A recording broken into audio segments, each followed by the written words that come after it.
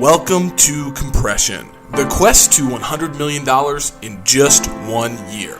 Join me, your host, Logan Freeman, in this one-of-a-kind interactive podcast experience where I am on a quest to compress 3 years of achievement and production into 12 months. And no, the answer is not to just work harder. I'm bringing you not only ideas and concepts that are complete at the theoretical level, but they're also effective at the applied level. Look, guys, knowledge is not power. It is potential power. Knowledge plus massive strategic action equals power. We're talking about strategy, systems, accountability, all in real time. This is Compression. Jerome and Logan here coming to you live on a cold Saturday morning for another episode of the Compression podcast. Man, I don't know how many episodes we have done up to this point, but I keep hearing everybody saying, hey, I got to get to 50 episodes. I got to get to 50 episodes. And I remember like never having that benchmark in my mind. And when I had the Live Free Investors podcast, knocking out like 90 of them in 3 months or 6 months, whatever it was, never publishing that information other than YouTube and LinkedIn. And now we're here. I think we're probably on episode, I don't know. Golly, I have to look, but it's a lot. It's a lot more it's than over 50. 100. Yeah, it's a lot more than 50. And you know, recently we've been talking about challenges and struggles and adversity and things like that. And we were talking offline that a lot of these have started to, I think, resonate with folks because, you know, when the rubber meets the road is when people want to hear what you do. And, you know, I texted you this week in the middle of the week, just saying, hey, I'm being tested right now. And I'm ready for that test. And the mentality piece of that, the mindset piece of that is so important as a business owner, as an entrepreneur, as a person, you know, and you have to be able to continue to try to move forward on a regular basis. And so I pulled this little plaque off my bookshelf this morning. So you guys aren't watching this, you won't be able to see this, but I'm going to read this from Mother Teresa because I think this is a incredible way to set the tone for today's intention and the kind of the theme of today's episode. So I'm just going to go ahead and read this to you guys because I want this to be kind of the theme that is going to ring true throughout this whole episode. And I think you'll hear this. But first, before I do that, I have to tell you guys that we are at $81.2 million. So we made some progress to the $100 million mark this week, which is fantastic. And we've got some big news and some big projects that are going to close next week as well. Fingers crossed, knock on wood. I'm not superstitious or anything, but when you're dealing with agency loans, holy cow, somewhat out of your control. So here we go. Let's start the intention. From Mother Teresa. People are often unreasonable, irrational, and self-centered. Forgive them anyway. If you are kind, people may accuse you of selfish, ulterior motives. Be kind anyway. If you are successful, you will win some unfaithful friends and some genuine enemies. Succeed anyway. If you are honest and sincere, people may deceive you. Be honest and sincere anyway. What you spend years creating, others could destroy overnight. Create anyway. If you find serenity and happiness, some may be jealous. Be happy anyway. The good you do today will often be forgotten. Do good anyway. Give the rest you have and it will never be enough. Give the best you have and it will never be enough. Give your best anyway. In the final analysis, it is between you and God. It was never between you and them anyway. And that is from Mother Teresa. And I look at that plaque a lot and I read that a lot because, I mean, we're talking about a spiritual religious figure, but how impactful and correlated is that to being a business owner? I mean, you are going to have people that have their own agendas and perceptions and opinions about you, and you have to continue to do good and do the best that you possibly can anyway. So I just want everybody to remember that when they're along their journey of compression, of achievement, of success, of trying to be the best version of yourself, you have to do good anyway. And, I think that when you go through challenges, you go through adversity, the line to success is not a straight line. And, everybody's seen that picture from, the compound effect or whatever, the entrepreneur's journey. And it more or less looks like a bunch of circles going up and down and up, back again and down, and then finally back up. But each one of those circles, you're going to have peaks and valleys, peaks and valleys, peaks and valleys, peaks and valleys. It's up to you to have the self-confidence, self-efficacy, and the congruence to be able to stay along the path no matter what. And it's going to be challenging. It's going to be difficult, but I think that's a great reminder and a theme that's going to ring true when you guys hear kind of the ups and downs of the last couple of weeks, and especially last week, that we're going to talk about. Any thoughts on that, Jerome? Look, man, if you getting in this thing and you believe that you're just going to have linear success, you are not playing a big enough game. You can't even see the end of the road the majority of the time, let alone, walk through it as if this was cake. Now, Yeah, I will tell you that there are some folks out here making this thing look like cake. Getting the 81 million looked like cake, right? But underneath the water, those little duck feet are going crazy. that's right. That's exactly right, man. And I think the one thing I want to make sure that people, understand is that it's a mind game.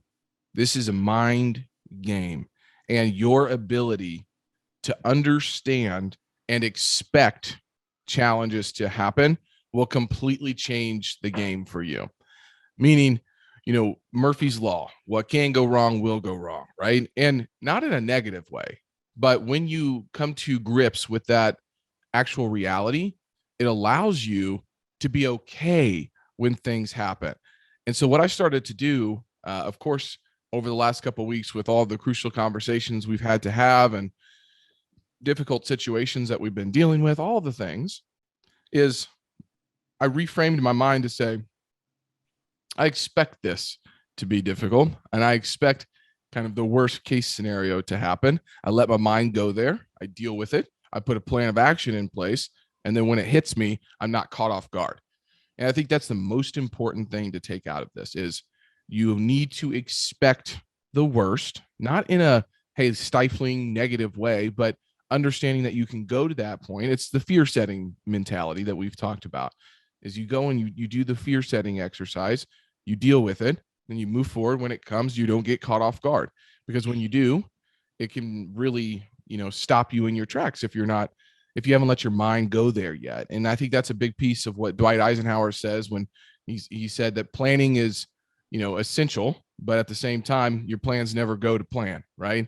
And that's okay, as long as you've dealt with it and you have contingencies and a path of action forward either way. The other piece is, communication is critical, and communicating to so many people is a skill when you're delegating, when you're talking with partners, investors, whatever it is. I've had to step back and say, well, let me make sure that we're on the same page here. Because, you have to meet people where they are. And when I'm talking to investors, I have elevated myself to another level in regards to how everything works in this business. Most people are not anywhere close to that. And so I have to explain. And typically when you explain things in a programmatic way, in a pragmatic way, it allows them to understand the perspective and what's going on. That is where the brilliance is created in regards to raising capital. That is where the brilliance is created when you're having crucial conversations, is just being able to explain yourself and not expecting that somebody else already understands where you're at. And so those two things have allowed me to change my perception of kind of our situation right now. And yes, you see the $81.2 million of transactions that has happened this year, and that's fantastic. But what you don't see and what we're bringing to light here is all of the valleys that you have to kind of climb out of every single day. And I kind of had a realization too, this week where it's just like, man, every day has felt like I'm climbing out of some sort of hole, and the goal is to not put yourself in those holes going forward, but we're learning, we're growing, we're changing. We have employees now, we have a lot more investors now, and all of those things are new situations that are kind of being presented, and we have to try to climb out of ourselves and out of those holes, and make sure we don't get back in a hole going forward. But I think that you have to deal with that personally and understand and be self-aware enough to be able to know where you're at and not have different expectations of other people or of yourself. And so getting clear with those is the only way that I have been able to continue to move forward, deal with kind of situations and challenges, and kind of go take the next step.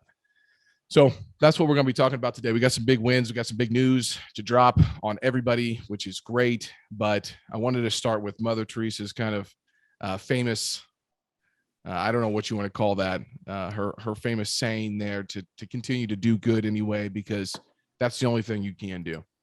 That's the only thing you can do. And you got to keep working hard every single day. So, Jerome, I know that you were traveling yesterday, I believe. Or maybe it was Thursday. I mean, was it yesterday? We were in the leadership bullpen yesterday, man. I was warming those leaders up, man. We're getting leadership bullpen. And one of my losses this week that we'll talk about comes from leadership and stepping into a leadership role. And I'm going to talk about a learning from that as well. But let's drop some wins on some folks here just so we can kind of get the process started. So the news is out.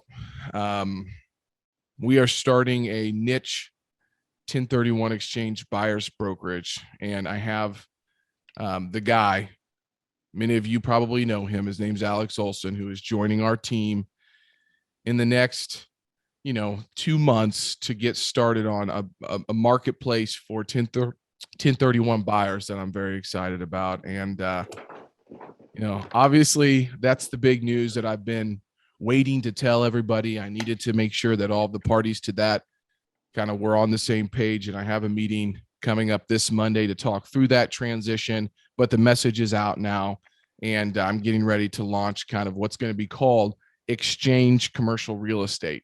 And the idea here is to have a white glove service for 1031 exchange buyers.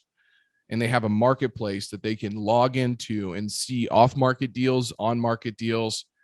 They can really start to understand the process of how to get a deal over the finish line.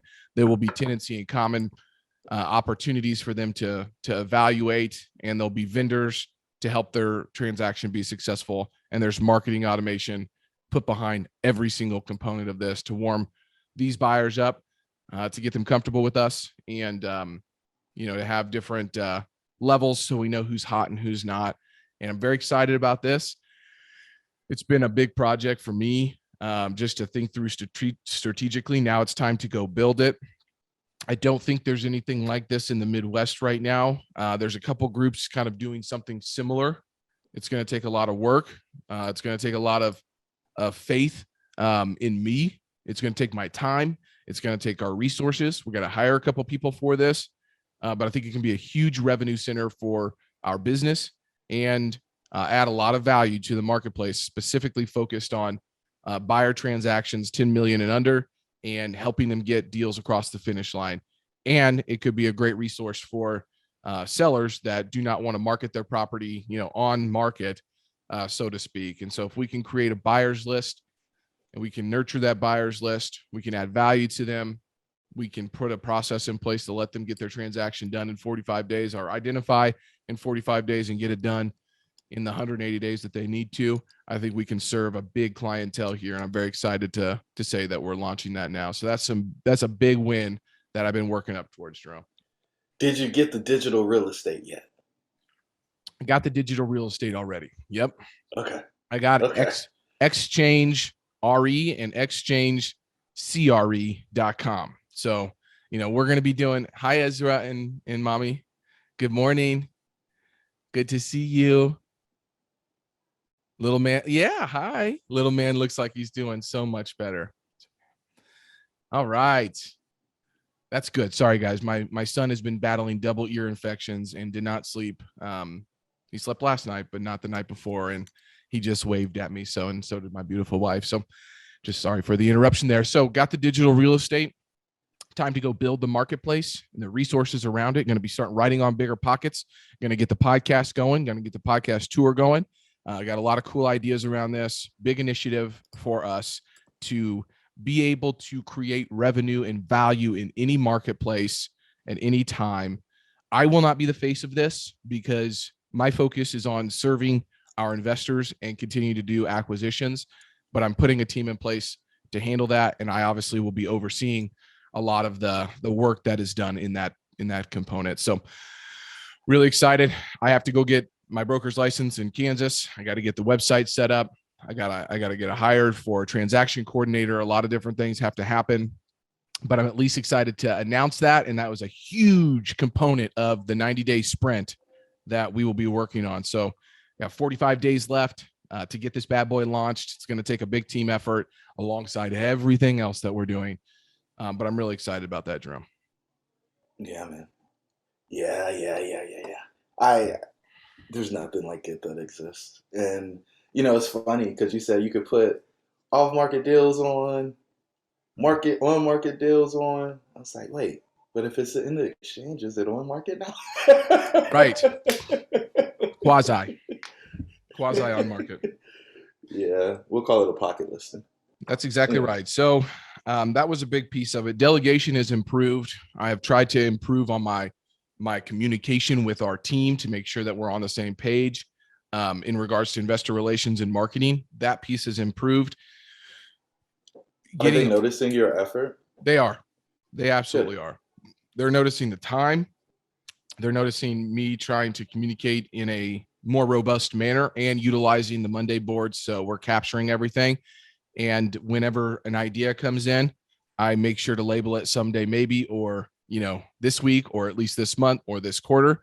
And so that is keeping people, I think, more focused on the right ideas and the right priorities. 265. So I've been at 265. That's my weight. The last 2 weeks, I was really hoping that I was going to drop under 265 this week, but I didn't.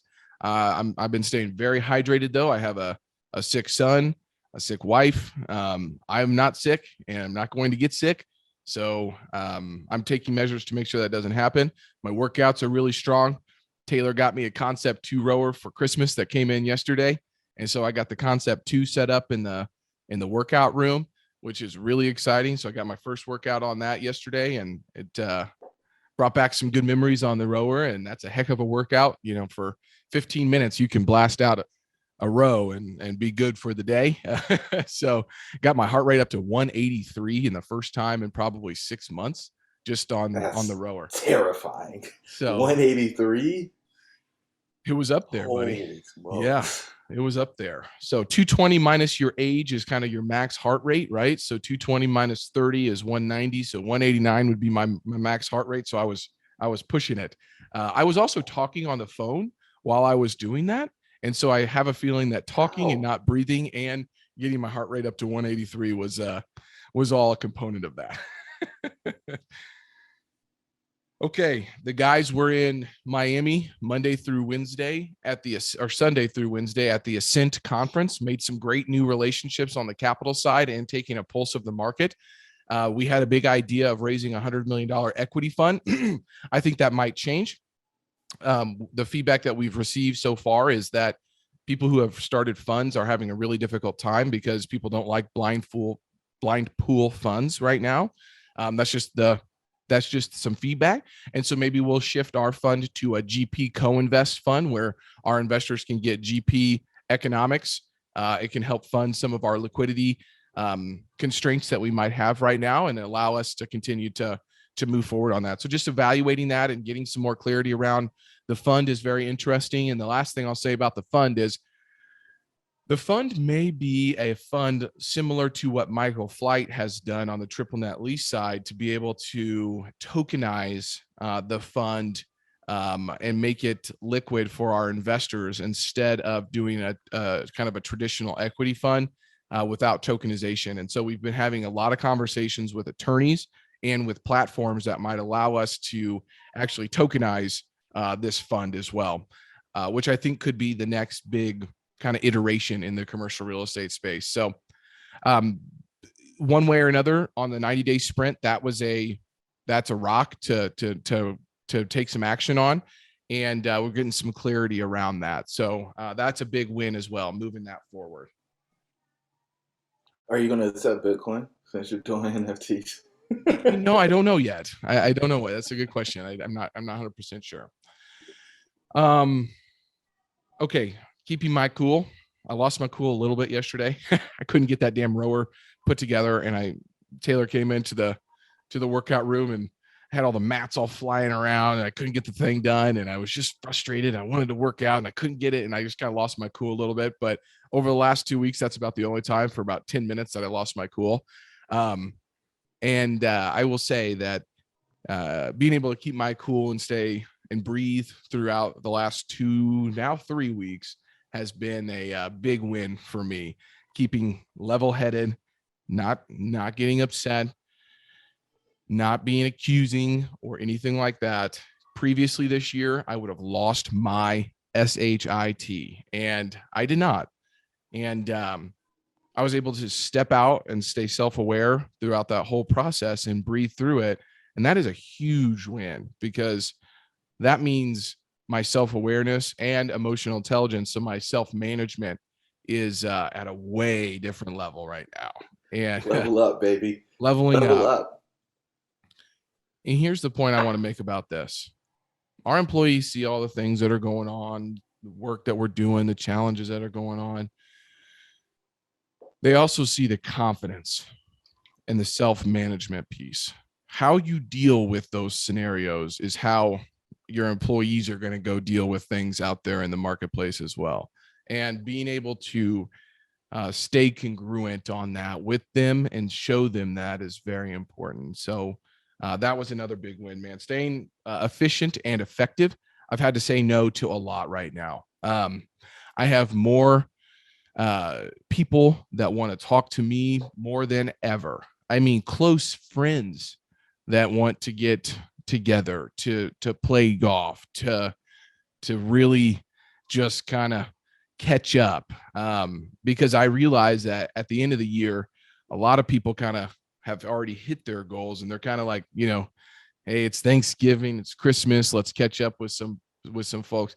I'm not in that same space right now. I am sprinting, and I have to say no to a lot of things, and it's not easy to do. With that, I have done a good job of saying no. There's a lot of shiny objects being kind of put right in here. Keeping the main thing right now is so important. And so I've kind of carved out 5 or 6 relationships that I know I need to continue to focus on. My time is spent with those, and everything else is just kind of going to be on the back burner for right now. And that's okay. Yeah. Previously this year, I would have tried to do it all. I would have tried to do this thing and that thing and this thing and that thing. Lee is going to start running with first calls. This is a huge win. Lee, I had a goal this week to call 100 of our investors that have not been contacted yet via phone. He did it in 2 days. It was a 5-day goal to call 20 people a day. He called 360. 360 people that had not been contacted by FTW Investments directly got a phone call and said, hey, did you see our recent email? We're launching a new project. We did a sub-market analysis of Des Moines. Did you see that? No, I didn't see that. Can you send it over to me? I'd really love to look at it. Boom. Phone calls are started. Investor levels are created. The CRM is set up. The marketing automation is almost done. And Lee is owning that process. And that is a huge win. He's been on another 20 calls with me this week, 3 in-person meetings, which was fantastic for him to see. And being able to get that off of my plate on the first touch points is crucial now more than ever. And so he's willing to do the work. I still have to kind of help him with the talk tracks and all of that stuff, and what to send and what not to send and all of those different things. That's going to continue. But the actual activity levels are now being taken care of, which is awesome. It's going to totally increase the capacity to continue to connect with all of these investors and allow me to work on these other strategic initiatives. So that's a huge win for me, man. So the delegation definitely has improved, and that is a major rock for this 90 days, is to get him kind of onboarded to a point where he's being able to work effectively every single day. So those are the wins, man. The big week in regards to that. Obviously, we had another closing, which is great. We have 2 other closings hopefully to happen in the next 14 days. So that number hopefully will be up closer to 90 million in the next 2 weeks, 2 to 3 weeks, which is great, which means in December, I have about 10 million to get closed. The target obviously is much more than that, 20 to 25 million. And we launched a new project. So, we have launched a new deal, and the way that I'm doing this is, I think, a little different than some other folks out there. We start with an education piece of the market, because it's always talking about the deal, the market, and the team. Okay. We have some new team videos coming out, which should be done in the next week and a half or 2 weeks, that we'll get to share. Parker and I sat down with a videographer about a month ago and went through all of this content. They interviewed every single person on our team. All of those videos will be up soon, which is very exciting to be able to share. So that's the team piece, the deal. Been doing that for a while now, know how to present a deal, the market, warming people up. So being able to use education to warm people up for new markets and new asset classes is kind of the big focus on the marketing side of our business, which is exciting, but it takes a lot of work. Right after that, we're going to have 2 Opportunity Zone projects. Well, we need to get our Opportunity Zone fund built and raised before the end of the year to capture all of the benefits of Opportunity Zones. So I'm working on a presentation to break down opportunity zones and to make sure that our investors know what they are, and then to take a poll of those investors to say, do you have opportunity zone capital that you would like to place into deals? And so using polls to also integrate into our marketing system is going to be an exciting initiative coming up here as well. So all big wins, man. Any thoughts there? No, I'm just excited. It's All right. So crazy. the big loss for this week, obviously haven't been able to get my investor reports out formally to our investors, and that's a huge loss. And so the data is now in. Reasoning behind this transition on property management, as well as changing multiple accounting softwares and property management softwares, caused a lag. And Monday and Tuesday, I misdirected the team to work on a way to actually get something moving forward. And in doing that, I actually put them 2 steps behind, because I didn't have Corey and Parker's input. It wasn't the right direction to move. And I realized where the mistake was made, because, and this is a learning, but when I don't know what to do or try to get something done, I solve it with action. And so that's what I attempted to do, was to try to take some action. It was the wrong action, and I should have had the team's input before, so we would not have wasted time trying to get reports out in a manner that we didn't want to actually get them out in. And that caused some frustration with the team. So from a leadership capacity, I understand kind of where my challenge lied and where the misdirection happened. Going on an ongoing basis, I have to consult with the other partners and make sure that everybody's on board with the direction that we're going. Then we can start working towards it to not put ourselves behind the 8 ball. And so, learning lesson for me on the leadership side and the delegation side of actually doing certain tasks. And I'll take that to heart. I got some great feedback on that this week from the team, and we'll make sure that doesn't happen again. But that's a big loss. These reports will be out next week. We'll get them out. We'll get distributions out, but I was hoping to have it done this week, and I didn't. And it was, and I take ownership of where the challenge lied. That's interesting, man. Owning it is important, but you got the most pressure in that Sure. arena right now, Yep. and not seeing action or seeing progress towards that outcome can be extremely challenging because people are asking you, where's it at? What's going on? What you hiding? Yep. Is everything okay? Do I need to be worried? There's a lot of pressure for you, and so I, I, The one I win don't. out of this whole situation was, even though we took the wrong action, I at least forced us to move in some direction, right? Yeah. Okay. And it's getting done. But if I would have made a move in regards to the right direction at the beginning, which was just simplify the process and not try to make it more complex, we probably would have been able to send them out this week. So, um, did it get the end result? Is it going to get the end result? Sure. But not everybody operates the same way as me. And I have to realize that. And there's a better way to go forward. And I just got to learn. I got to learn that now that it's not 3 guys and an admin, we have 12, 13 employees. We have to do it a certain way. And everybody has to be on board because it takes input from multiple parties. Yeah. So do you own the reporting process, or is that going to be with the CFO? Like, how are you guys managing that silo? I own what the reports look like and the distribution method of those reports.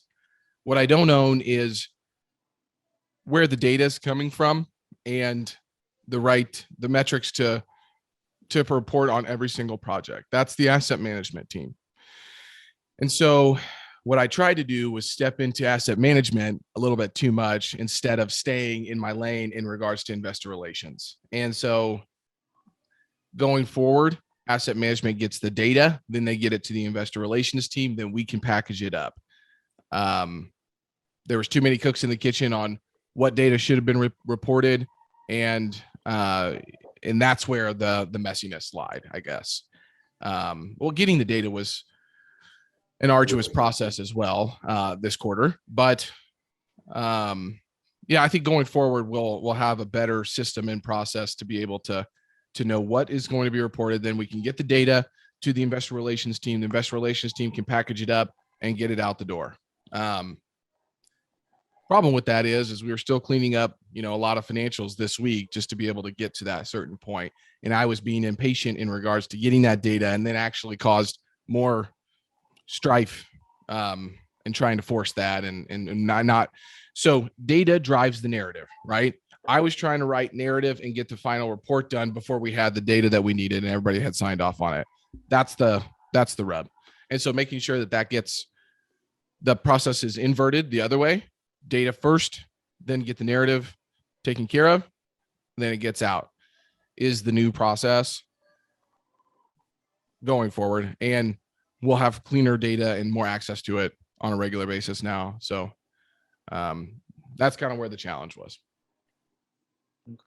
That's reasonable. And the crazy part is it's growing pains because this is the first time that you've done it with all the new staff, That's with right. the new property management company. And so getting all those pieces to fit together and work in harmony is pretty challenging because you can only report once, Right. right? If you're reporting, then they lose confidence pretty quick. Yeah. And it's got to be precise. It's got to be accurate.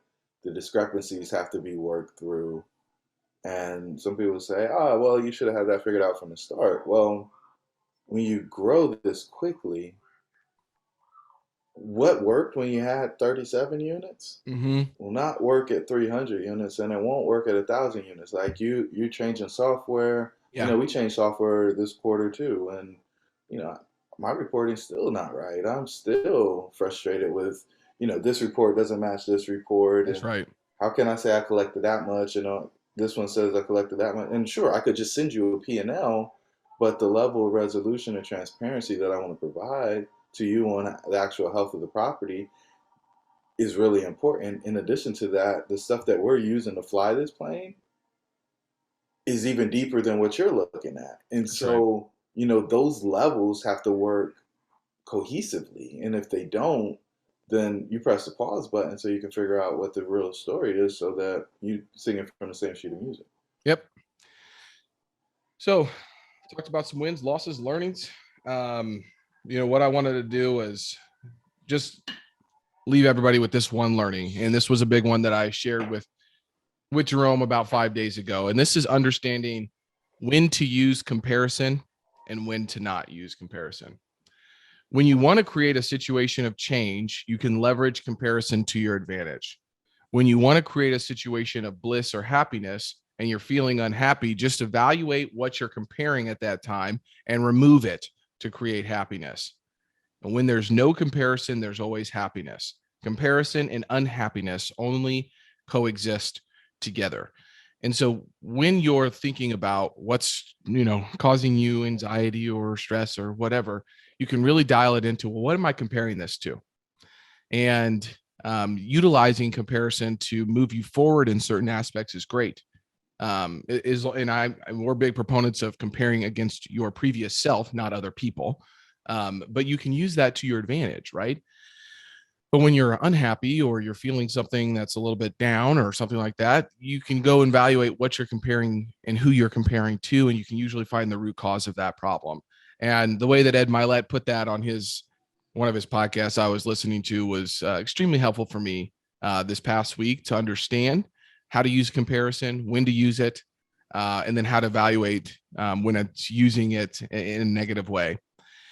And I think that's a big, learning lesson for me is really understanding that component of the mindset game of what we're talking about here. And so I just want to leave folks with that. I think that's a beneficial way to kind of evaluate your mindset at a current state and how to move it in the right direction. And so, if you guys haven't checked out Ed Milet, I highly recommend, doing that because I think he's been through it, man. I mean, he's a big mindset guy and breaks all this stuff down in ways that really help me understand kind of what's going on in a growing business. And we talked about this, right? I mean, you sent me some other thoughts back on it as well. And I don't know if you want to expand on that or not, or leave it at that, but up to you. I think that the comparison piece is the biggest trap that we as achievers fall into. There's always going to be somebody that's got more, got a bigger boat, got a faster plane. It's funny. I was listening to it at my last interview, and him and Grant were going back and forth, Grant Cardone, about whose plane was faster, which one could fly further. And it's like, if you're always trying to have the biggest and the best, you're you're going to lose. It's a losing game. Yeah. It's a race to the bottom. But when you figure out what your enough is, and you're living in that, and you're living your standard on a daily basis, then I think you can actually find the peace and happiness that most people are actually seeking through possessions. Yep. Possessions can't fill the holes in your soul, That's right. but what they can do is provide an environment for people to gather around and do things. I remember when I was younger, I used to think it was the thing, right? And so the people didn't really matter in the experience. But last week when we were driving supercars through the Smoky Mountains, I realized that the passenger in your car changes that experience. And it Yeah. doesn't matter whether your car costs $1 million or $100,000 or $10,000. You can have just the same amount of fun as long as you've got great company around you. So all of that to say, figure out what your enough is, spend your time with great people. If you can do that, your life's going to be second to none. Absolutely. Well, thank you guys. I'm going to end with a quote from James Clear's newsletter, one that I read no matter what. I'm always popping into James Clear. He's popping in my inbox, dropping little nuggets here. If you haven't read Atomic Habits, go back, read it, listen to the episode, How to Make Habits Sticky. We dropped a lot of knowledge on that stuff. Not going to talk about that right now, but every great opportunity has many reasons why it could fail. You have to trust your ability to solve problems along the way. People who look for reasons why things won't work struggle to take action. People who look for reasons why things will work and solve problems as they arise make things happen. And we mentioned something very similar last couple of weeks with What It Takes from Steven Schwartzman. Finished strong Friday episode just on that. But you have to be willing to look for reasons why things will work, trust and have faith that you can solve problems, and go make it happen, guys. So thanks for listening to another episode of the Compression Podcast. 81.2 million. Big news this week, dropping it to you guys live. First heard here on the Compression Podcast. If you like this, go rate it, review it. I haven't checked ratings or reviews for 6 months, so no idea how many we have. Not necessarily pushing all of that stuff, but just trying to bring actionable insights on a regular basis. And really appreciate you guys tuning in. Thanks for reaching out to myself and Jerome about the Compression Podcast. 90-day sprint, continuing to check in. Got another big episode for you guys next week. Any closing thoughts, Jerome? Go make it happen. Go make it happen, guys. Thanks so much. Hey, compressors, if something you heard struck you, made you feel a little bit uncomfortable, good. Head on over to compressionpodcast.com. And then you can also subscribe wherever you listen to your podcast at. If you feel inclined to, please leave us a review. It's obviously helpful. But instead, I'm going to call you out today. I'm going to call you out and make sure that you do your part, sharing this message by sharing it with one person that might need to hear what we talked about today. Be great. Nothing else pays.